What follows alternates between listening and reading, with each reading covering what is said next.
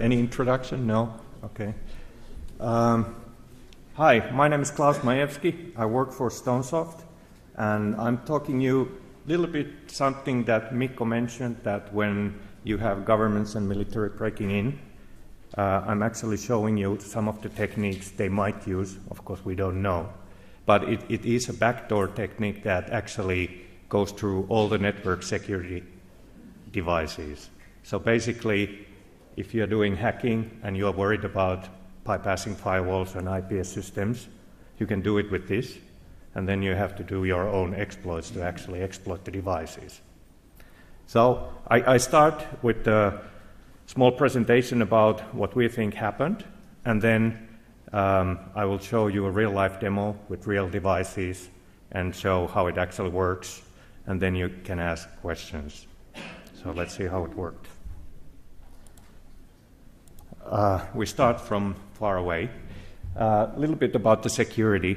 So you know that there is the reality where the hackers are, and we are defending there. And then you have the feeling, so the customers or you as yourself, do you feel secure? Are your protection okay? And then there's the third part of it. It's a model, how we actually protect against those bad guys. And if you take a look at it, it actually only works this way. I think it comes from Bruce Nair or somebody else. It's a triangle that reality changes, and after that, the feeling changes and the model, how we protect against them, changes. But if my feeling changes that I feel less secure right now, it doesn't change the reality. Or if I use some new technology, it doesn't change the reality. The reality changes first, and then we react. And we have been doing research about advanced evasion techniques starting 2007, and we can show you that something has changed because hackers are much better now. They either use government sponsors or they use the criminals to get really bright minds there. And why reality has changed? Mikko showed some great examples. Why? Because hacktivism has increased, Anonymous and those guys. Nationalization of cybercrime, really good examples. So governments doing hacking for their own purposes. Industrialization of hacking, meaning that those guys, they want to earn money. So they have enough money to pay guys like you, very bright guys, who think new ways to hack in and protect against them. I think we are supposed to be white hats here, so basically protecting against black hats. And I'm showing you one piece of technology that actually can do that. I was talking with some guys from UK for their government agencies, and they said that the APT, the Advanced Persistent Threat, actually came from them, because when they were internally talking about threats, they were talking about China. But they cannot say that publicly. So they were using APT in the public, and then it leaked out, and now it looks like advanced persistent threat means a group of people that are really dedicated to attack your system. And they will use any time, any resources needed to break in. And we think that advanced evasion techniques is one technique that they can use to do that. And of course, we all know that there's information and money is digital nowadays, so you can really do business there. And also, we all have cell phones, they get better, and tablets, so there's more processing power there. And also, if you think from the cybercriminals' point of view, if I attack, let's say, 100 million targets, but I only get $100 from each of them. That's a huge amount of money. But for each individual, as you, it's only $100. And if you go to the police department and say, I was hacked, I lost $100, they don't really care.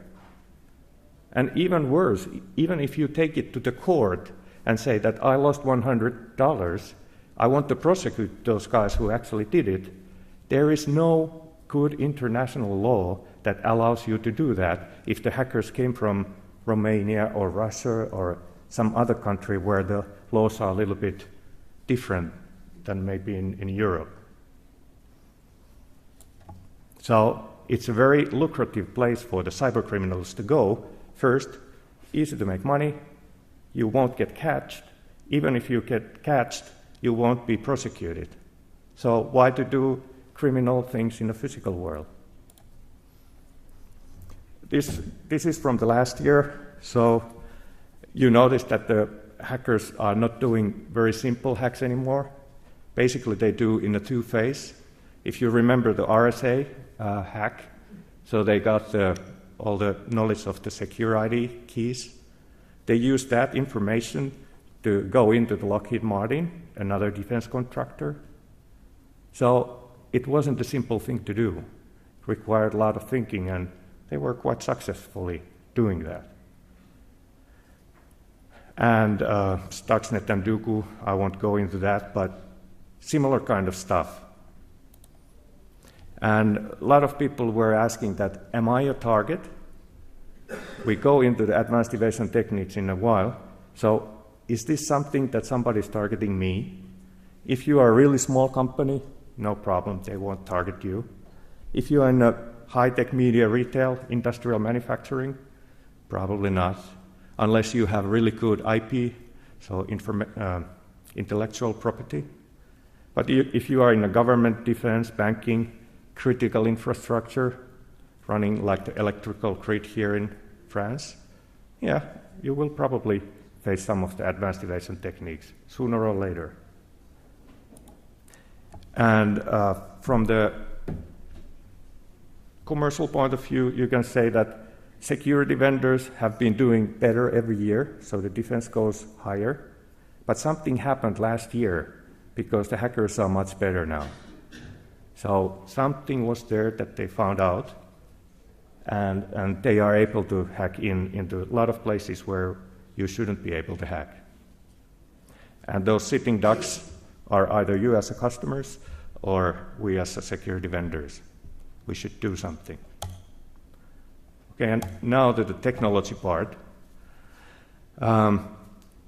Evasion techniques. I was yesterday talking with some guys and they said, yeah, evasion techniques, we are all evading something. But these evasion techniques works on the network security. So firewalls, next generation firewalls, IDS, IPS, even routers that do deep packet inspection. So this technology evades them. And when I mean evade, it is a kind of transport mechanism. We can take any kind of exploit. I will use a configure as an example because it's about a couple of years old. Everybody is able to detect it and block it. But once we wrap it inside evasion techniques, it looks like a normal traffic. So the network security devices are kind of fooled. They don't see the configure, for example, anymore. And when we started to research this in 2007, we started to test our own products, firewalls and IPSs and stuff like that. But there were no testing tools. So our R&D guys went out there and tried to look, is there anything about evasions?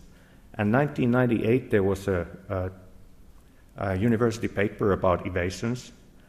So people knew about them already then. But there was no implementation. Some Metasploit had something. There are some commercial, like Breaking Point, they have some evasions built in, but really basic stuff. So they decided, let's build our own testing tool. And they did that, and they found three things. They found that every protocol has their own evasions. You can actually put two evasions together. So if you have protection against A and B, and if you put them together, it becomes a new evasion. And in top of that, if you put them in a different order, like B and A, it's a yet another evasion, and we'll bypass the stuff. And so what they found out was that they found around, I think currently it's about 400 different kind of basic evasions. We call them atomic evasions. But you can combine them all with these different kind of permutations, if you will. So the total number of different kind of combinations is so big number that I don't know the name for it. It's like an antivirus maybe 15 years ago. Like Mikko said, when they started to first look at the antivirus. We think that with advanced evasion techniques, it's the same thing. We are like 15 years ago in antivirus. Nobody knew how many viruses there will be. And I think they said that they stopped counting a couple of years ago because there were so many. So these advanced evasion techniques, it's a similar kind of breakthrough. Okay, when we found out that there were so many, so we built this testing environment. We started testing our own products. We could bypass them. Then we thought that, is this our problem only? So we got all the other products also in the testing rack. And we ran the advanced evasion techniques through them. It took 2 seconds to bypass any of them. They didn't see anything after that. So the network security was busted after that. And that was 2010. So we got worried, and we contacted CERT in Finland. That's where we come from. And we gave them 23 examples so that they can distribute it to all the other security vendors. And the response was funny. All the vendors said, doesn't concern us, no problem. And still, when we test them in our lab, it actually goes through. So what is going on? By to date, we have sent more than 410 examples. Still, most of the security vendors are denying the whole thing. Some of them are acting now a little bit more or starting to research about these things. This is a high-level view of evasions. So if you are a C-level guy, this is for you. The technical instructions comes a little bit later. So if you take a look at this man, he looks like a guy you can trust, but actually he's using evasions. Because if you remove the evasions, you can see the total picture. And that's actually what happens in a network security when you use evasions. So you can hide any kind of exploit inside them. This is more technical for the technical people. So if you take a look at the TCP/IP stack, there are evasions for each layer of the TCP/IP stack. And if you want to get rid of evasions, there is a way to do that. It's called traffic normalization. Basically, you have to go through the TCP/IP stack, each layer, do the normalization of traffic, so removing evasions, and then take a look at the packet payload and try to see if there's malware. But you have to do that on all layers for all the protocols, because if you skip layer or two, you will miss them. And for the normal network security devices, they have this kind of visibility to the traffic. They can see a couple of packets. But if you take the hacker point of view, you can play with these limitations. We did one test 2009. We basically took the configure and fragmented in 2 segments or fragments. And then we sent the first fragment and it went through the network security device. Then we waited 10 seconds and sent the second part. And it actually went through. But if we sent them together, the network security device would actually detect and stop it. Do you know why? Probably a couple of you can guess. Because those network security devices are built for speed. If you have to handle 10 million connections per second, you can only allocate this much memory for one connection. And that memory amount was about 7 seconds at that time. So when we sent the first packet, it was aware that it was a configure, and it was waiting for the second packet before it had the whole configure or the signature match. But around 7 seconds, that memory space was refreshed, so it lost the awareness of that configure. And when the second part of the configure hit the device, it saw only half of configure, but wouldn't stop it because it wasn't complete. That's a really simple example of evasion. And it worked. 2009, we could bypass a lot of the security vendors just by doing that. This is the way it should be done. So you can actually take a stream, take a look at the whole stream, how the data is going through the network security device. And on each layer of the TCP/IP stack, you remove the evasions, take a look at the payload, repeat the same thing on the next layer. and then you take a look at the whole stream.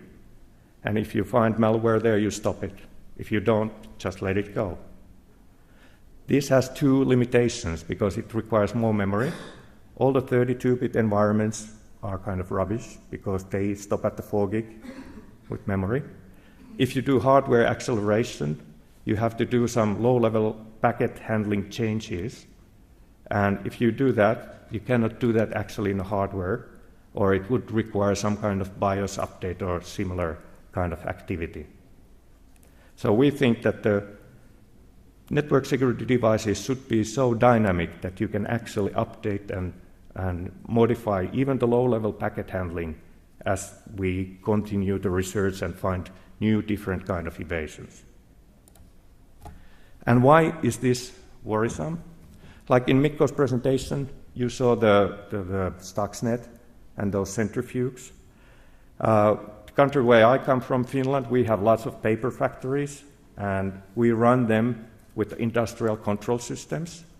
You know that there's a big paper machine. Normally when it stops, it costs about 1 million euros per hour. And do you know what kind of computers they are using to control those? They are still Windows NTs. Because the lifespan of the industrial system is about 15 years. So once they build it, they don't change it for 15 years. And you know that Microsoft don't provide any more patches for NT. So as a security professional, how do you protect against that? Of course, you add additional layers of security like firewalls or IPSs, because they can block those attacks before they hit the vulnerable host. And now you can see that with these evasions, you can bypass that additional layer of security. So you can basically go to any, let's say, electrical grid, nuclear power plants, if they are connected to network. There was an article about a week ago when there was one guy who did a search in the internet, how many industrial control systems were connected directly to internet. It was more than 10,000. So they are not separated anymore from the internet. Okay. There are a couple of other guys who are talking about this. ICSA labs and NSS labs, they do research, or they actually do testing for the security devices. They have tested evasion techniques and say it works. Gartner, they don't do any testing, they do more commercial stuff. There's also a UK university. It's actually university when the UK government, when they get breached, they sent the network forensics team there, and these guys are actually those who make the cleanup. And they said that they have seen these advanced evasions in use. The other place where we have seen them used are in our own honeypots, what they are out there in the internet. And other security vendors, they are quiet about this. So that's why I'm talking here as for the security community, that you as professionals and users would pressurize all the security vendors to take actions on this, so that they would start some research on this area and maybe get some other protection. We can provide some protection, but it would be nice to have some other parties to research this area and actually find some other ways to protect against this. Some stuff on the news. And off the record, some of the other companies have been contacting us and said, can you share us more examples? The problem is that you cannot fix this issue just providing fingerprints or signatures, because I can find easily 1 million different evasions that work for your device. If you write the fingerprint for each of them, you know that the normal network security device handles from 3,000 to 10,000 different kind of signatures, and that's the maximum currently. If you would put 1 million fingerprints there, it would die, or the performance would be 1 meg, something like that. So there has to be another way, and we think that this traffic normalization is the thing to do. Okay, we have been doing this testing, and we think we have the best protection against that because we have the testing tool and we know about it. But we also think that there must be governments that know about this technology. There must be cybercriminals that know about this technology, because they are not stupid. They can find clever people. So we think that everybody should at least be aware of this. And if you go Black Hat in Las Vegas, July, take a look. We are providing some stuff out there, so take a look at that. But you don't have to believe me just like this. I'll actually show it how it works. Let's take a connection to the lab.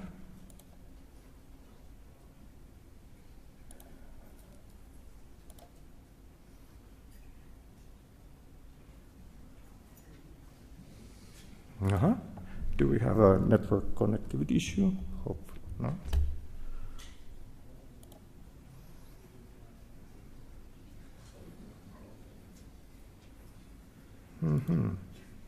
Let's do it the other way. Let's use the IP address.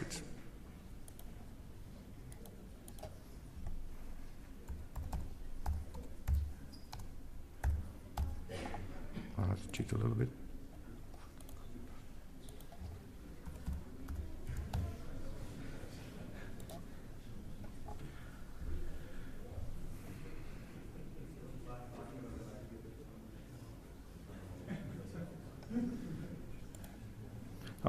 I know why.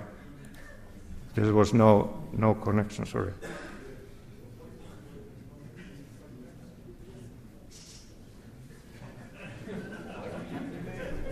It doesn't work from outside, but okay, you can try.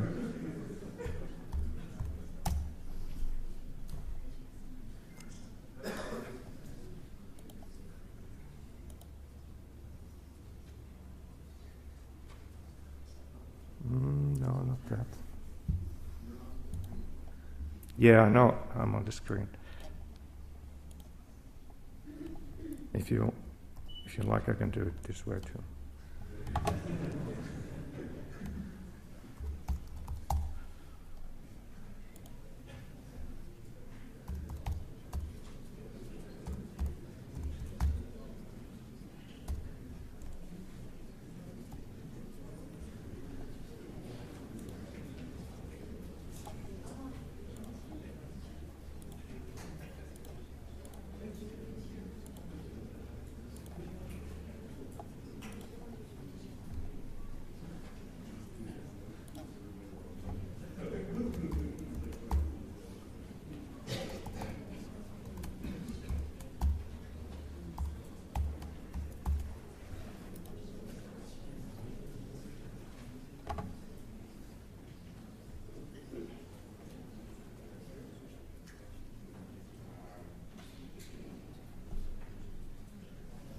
Okay.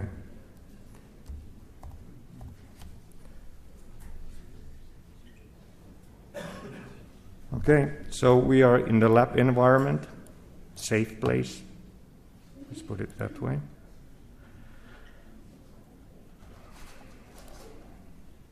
This is a real-life environment, so we have what we have here is it's a Wikipedia, so you can actually see. It's this kind of environment. Sorry if it's a little bit small. There you can see we have the hacker machine or attacker is down there. Then there's actually different pair of cables through different kind of firewalls or IPS devices. So whenever you choose a different product, you actually go through different set of cables. And then it goes through that network security device and hits Windows XP Service Pack 2, because that's vulnerable for the configure. So we need a vulnerable host at the other end. We don't even try to fix it, because we are not doing penetration testing. We are actually trying to bypass the firewalls and IPSs with Advanced Evasion Techniques. So that's the environment. It's a live environment, so all the devices are real. And if I take a look at the testing tool, the testing tool looks like this. It actually has 2 exploits. We implemented only 2 exploits because it's a kind of proof of concept or testing tool. It doesn't really actually matter what kind of exploit you are using. It could be a 0-day or it could be an old one. We are using the old ones like the configure, because we know that everybody are able to detect them and stop them. So we are using the configure here first. There's also HTTP exploit, because some of the people said that, well, the Windows stuff is only for internal networks. Can you use some exploit that would work from internet? So this PHP exploit is to demonstrate that it can be done that way too. Then there's a list of products you can actually try to bypass. And I'll probably take a Cisco as an example because everybody has them. And then the target machine. For the configure, it's a Windows XP. For the PHP exploit, it's Ubuntu running Apache and PHP on top of that. So exploitable machines. And then here we have different kind of evasions. So IP layer, TCP layer, a little bit more of them. Net bias, SMB. Open up. Yeah. Here, MSRPC.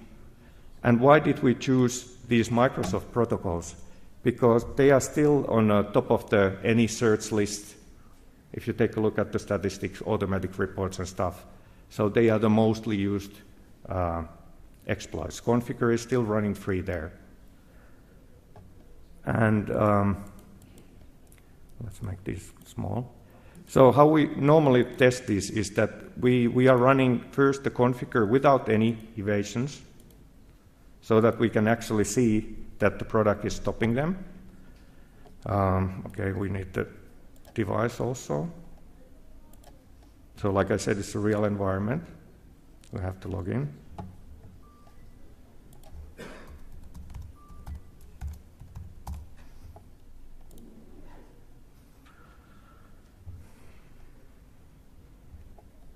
Their logs are somewhere here.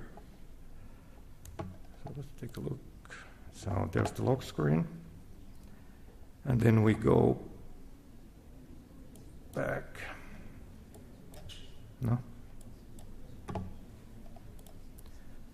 And then go back there.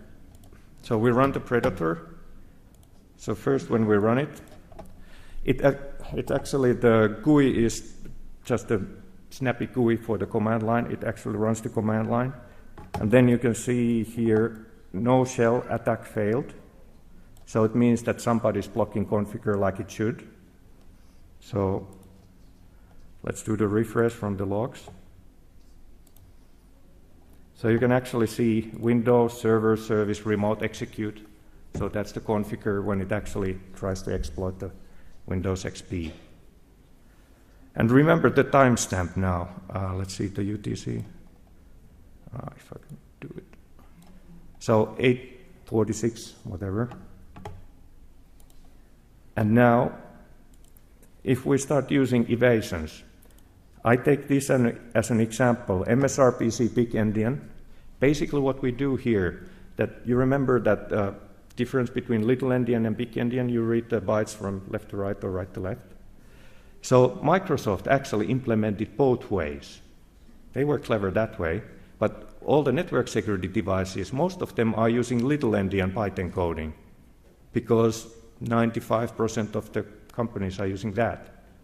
But if we change that to big endian, I think some IBM AIX systems still use big endian byte encoding at some point of time.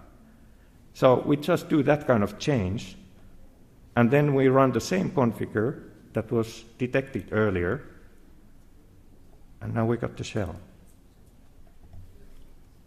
And if you actually go in the Cisco logs and do the refresh, there's nothing. As a system admin, how do you know that we were hit by the configure? There's no way. That's why we were worried. And I don't want to blame Cisco. They are doing a fine job. It doesn't matter whichever vendor I take. We can bypass them all. And we normally run this environment about 1 million evasions per day against our own products. But for the competitors, every Friday, we update all their products and latest updates, and we run about 2 minutes just to find 2 evasions that actually work. We just want to see, are they actually developing any remedies against that? Currently, we don't see much better behavior there. And just to give you a little bit about this, this is automated testing tool. So the configure, when it goes through, it opens a port, a high port, and then if the high port is open, the attacker actually connects to that one and opens this shell. And we had it that way because if you run automated environment and you run millions of these evasions, because we don't know which ones actually work, we have to try it out. And once we get the shell, we know that this one worked. It automatically, I think it shows it here, it automatically does the traffic capture, so we know what happened, and we send it to our R&D, and they will do the traffic normalization and push the dynamic update to all the products. So it is manageable, but we would like to see some other companies also to research this area, because the attack space is so huge that if you have to actually try each and every evasion and their combinations, it will take several years to comb through that whole space. And I was talking with the R&D guys, and they said that currently they can combine up to 35 to 40 evasions together, and so that the traffic is still manageable. There was a T2 conference in Finland last year, and one of the hackers, they looked at the traffic dump and said that, oh, it looks ugly. The traffic looks ugly when you're using evasions. But he said that maybe you can measure the ugliness of the traffic to see how many evasions are used there. Because at the end, if you're using too many evasions, even the target system doesn't understand it anymore, and then it's useless because the exploits won't work anymore. So I can also show how it actually works if you do the traffic normalization correctly. Not that one.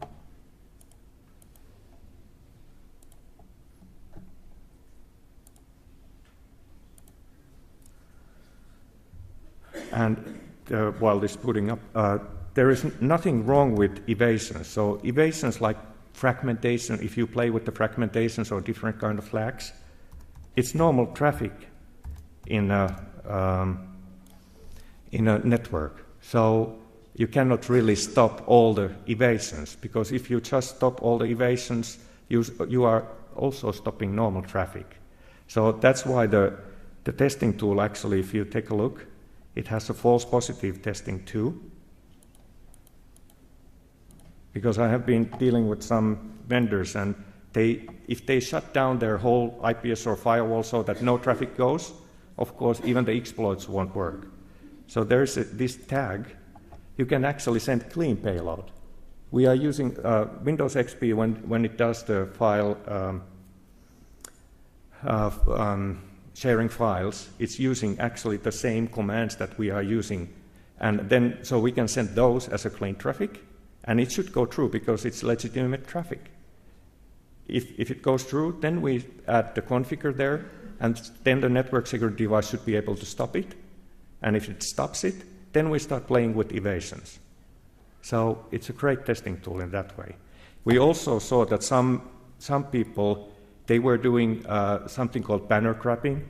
So when the exploit actually went through and opened the high port, and then the attacker connects to the shell actually says Windows XP Service Pack 2. So they do banner grabbing and cut the connection. And some vendors say that, so we took care of all your evasions. And my point is, no. We have also implementation of this using the RDP exploit. So it actually blue screens the other machine. So it doesn't have to take a shell back. It just depends on the exploit what you are using. So let's do the same thing what we had here. Try to get the windows visible. Sorry, there. Yeah, okay, I put the logs on. Because this is how it should look when you actually do the traffic normalization correctly. Let's see, it takes a while. Now, while it's thinking about it, let's go to Predator again. So we do the same thing what we did for the Cisco. So first, there's the Stonegate there. So take away the clean payload, take away the evasions. So we first send just a configure to see if it is stopped. So we run it. So no shell attack failed. And if we take a look at here you can see the red entry. It actually says the configure, the exploit it's actually using. Live environments are a little bit slow. So it was able to stop it. And then if we take the same thing with the evasion, so clear logs, and we are using this big endian and run it.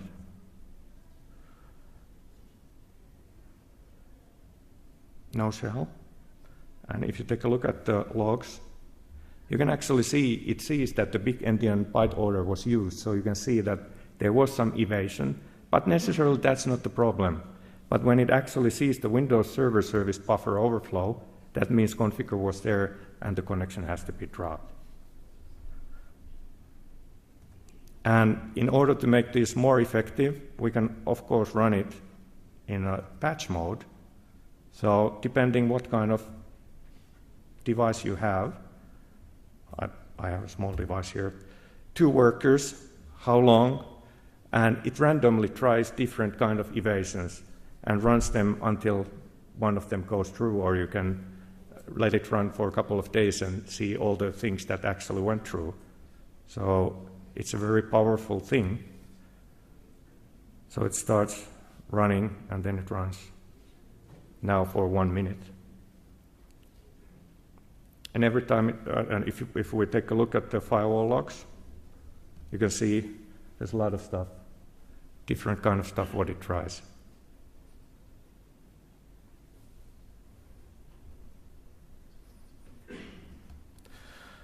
Okay, that was pretty much my demo. Any questions?